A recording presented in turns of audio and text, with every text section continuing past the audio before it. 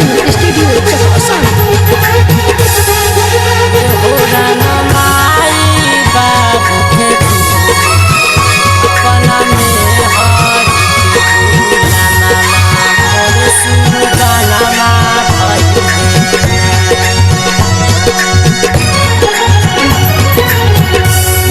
रे जतन से हम पोसली लाला नावा हो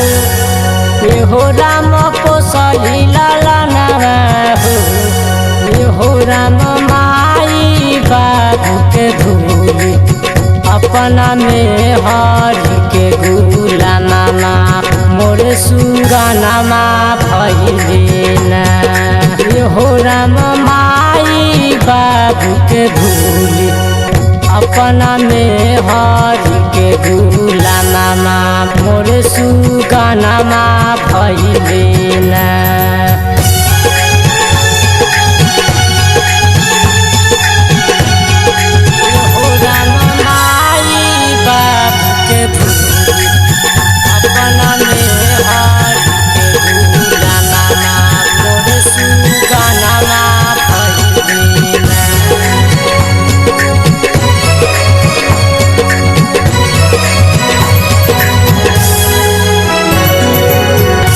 अपने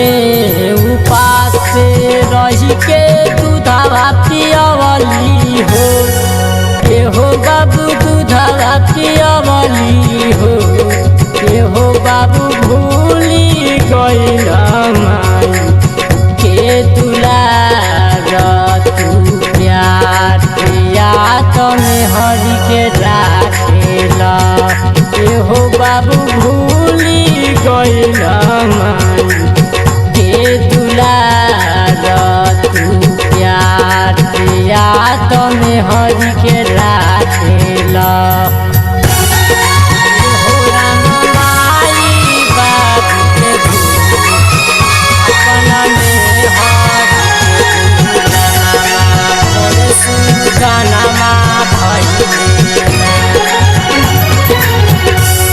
रोटी तेले बार खाए के भोजना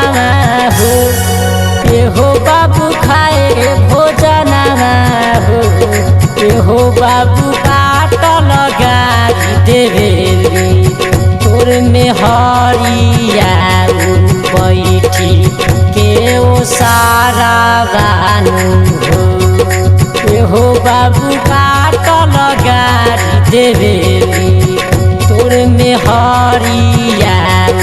बैठी के ओ सारा बानू हो।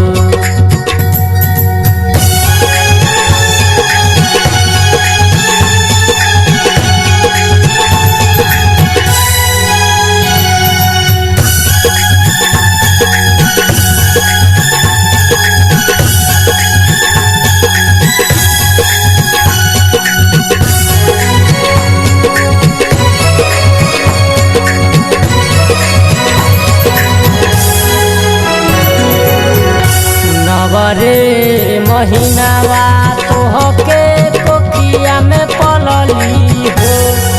ये हो बाबू कोखिया में पलली हो राजवीर मानी लो तू माई के कहाना मालना अपना माई के कहबू राजकुमार मानी लो तू माई के कहाना माला अपना माई के कहबू पारा रे जतन से हम पोसली लाला नावा हो ये हो राम पोसली लाला नावा हो ये हो राम माई बाबू के धूली अपना में हरि के गुला मामा मोर सुगानामा भइले ना ये हो राम माई बाबू के धूली अपना में हरि के गुला मामा मोर सुगानामा भइले ना।